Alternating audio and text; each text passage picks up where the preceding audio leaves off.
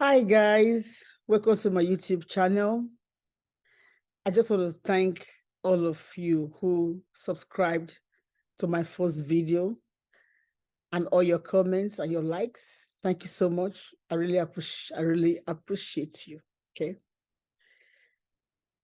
Now today we're going to be talking about something else.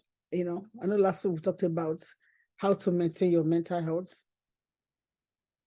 socially, physically, emotionally, spiritually. Okay.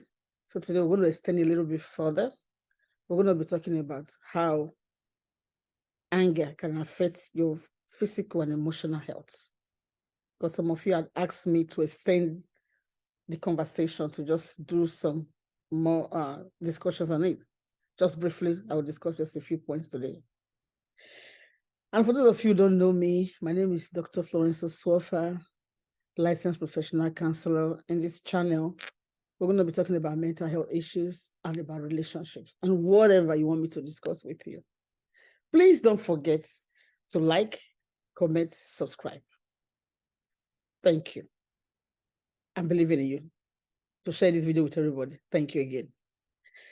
So like I rightly said before, my first video talked about mental health issues. So today, let me just focus more on the anger, how anger can actually affect your physical and emotional well-being. So anger is an emotion, really. There is nothing wrong in getting angry. It's just the way you express your anger that's a problem. Okay.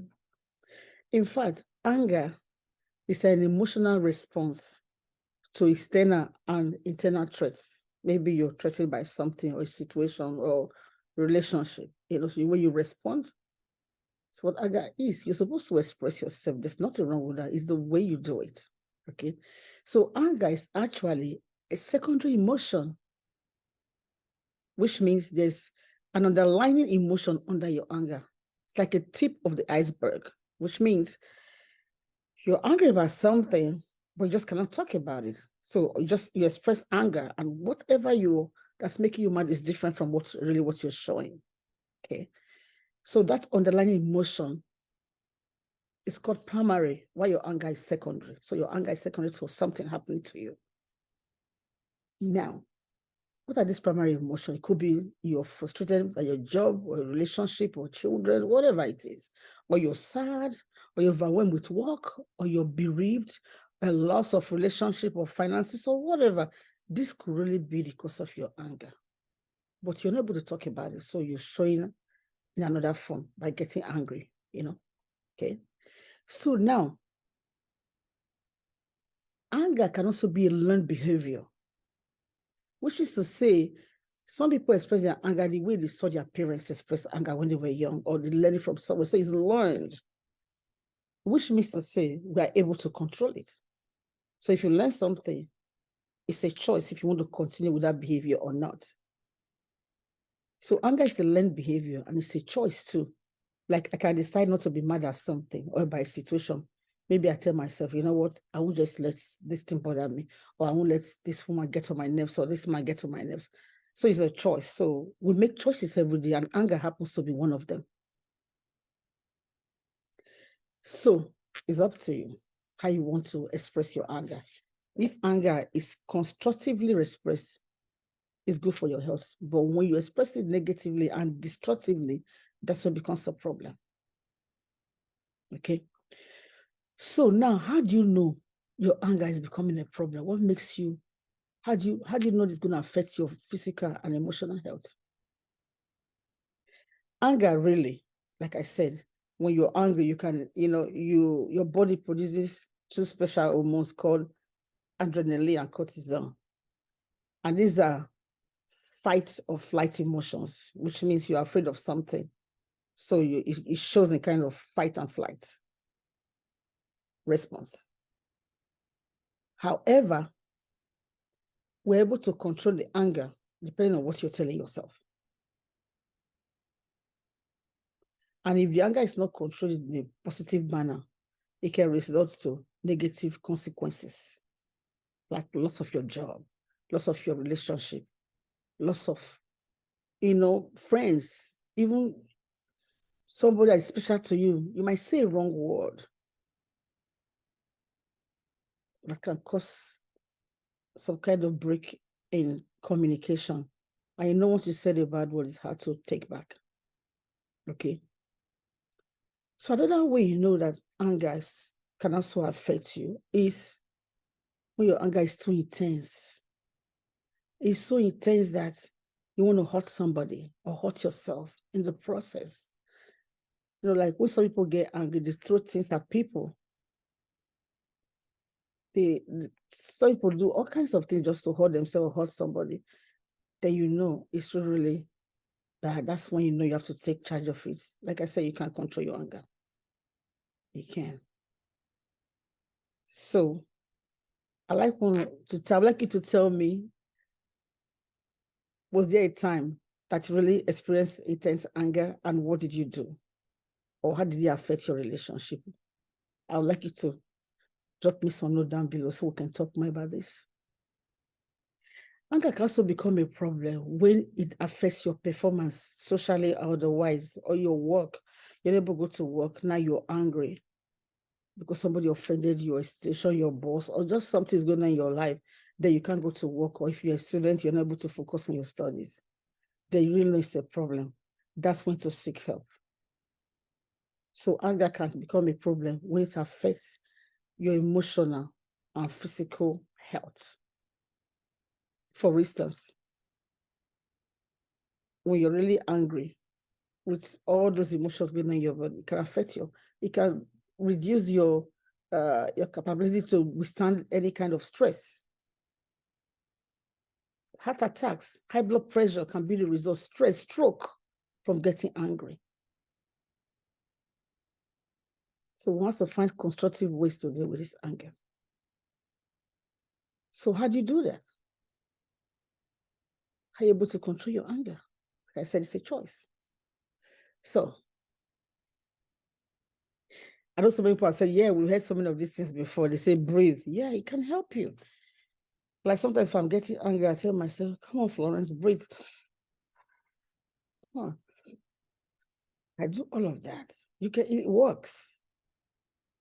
Take a deep breath, feel your breath, breathe in and release your breath gently. You can also count 1 to 10 or 10 to 1. You know, like you can say 10, 9, 8, 7, 6, 5, 4, 3, 1. As you're doing that, you know, you're thinking about the numbers so you don't miss them. That helps to calm you down. That's another good way of taking care of your anger. Another thing you can actually do is walk away from that situation. I know even children know this, that they need to walk away when they are angry. But some might think, oh, no, I don't want to be a coward or the weaker one. No. If you're having a heated argument with somebody, you need to take a break. Just say, you know what? Can we just visit this later? We'll come back to this. Let me just take some quick walk. You know, now as you're doing that, take a deep breath as you walk, go out, listen to music, talk to people, call somebody who might have a different perspective, you know. Call a friend, you know, just go out, listen to the birds singing, enjoy nature, you know, think of something positive. This can also help to relax your anger. In addition, if you're angry, you can also use your words instead of throwing tantrums or destroying stuff in the house. Some people are learned through the remote controls and break just TVs and all of that. These are destructive behaviors that have consequences.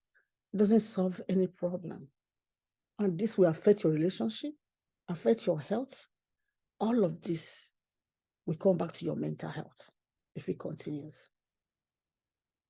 So another thing, you can also help yourself, talk to yourself positively. Like I talk to myself positively. Like if I'm going through a problem, I have a particular Bible verse I use. I use 2 Corinthians 4:17, which says, our light affliction but for a moment, working out exceedingly an external weight of glory. For I do not look at things which are seen, but things which are unseen. Because things that are seen are temporal, and the ones unseen are eternal. Meaning that it will come true for me. I don't want to look at this. I'm not looking at the situation right now. So positive statements like this can help you. So I'd like you to tell me down below, write something down for me to know, how do you take care of yourself? What kind of positive statement do you use when you're angry? I'd like you to share that with us on this channel. Also, another way that you can take care of your anger is knowing that anger can take total control of you if you don't take care of yourself. So you don't allow situations to control you. Be in charge of your situations. Remember that each time you allow anger to take over, you have given your power out to that situation. So I don't think you want to give your power out. So control the anger. You can do it. It's possible. If you put your mind to it, you can do it. Take charge of it. Again, as a Christian, what I use normally, I tell myself that my Bible tells me in Ephesians 4:26, I should not let the sun go down my anger, which means I should not carry it over to the next day. There's a way I can get over it, talk to somebody. It's better for me. The sun should not go down my anger. I remember that all the time. I say, well, I need to take charge of this. And finally, we will not allow anger to control us. Instead, we'll be in charge. Remember, in Ecclesiastes 7:9 says, anger is in the bosom of fools. When I remember all this, I say, wow, so does it mean if I'm angry, I'm turning to a fool? So when I remember all of that, it helps me. So these are some positive statements that I use to myself. Some call it mantra. For me as a child of God, that's what I use. So I hope this is going to be able to help you to find a positive statement you can tell yourself each time you're in that situation. Walk away. Take some deep breaths. Count 1 to 10. 10 to 1 backwards, or 100 to 1 backwards, and see the effect it has on you. It works. I hope you like this video. Let me know what you think. I hope to see you soon again. Thank you for just tuning to my channel. Have a blessed week.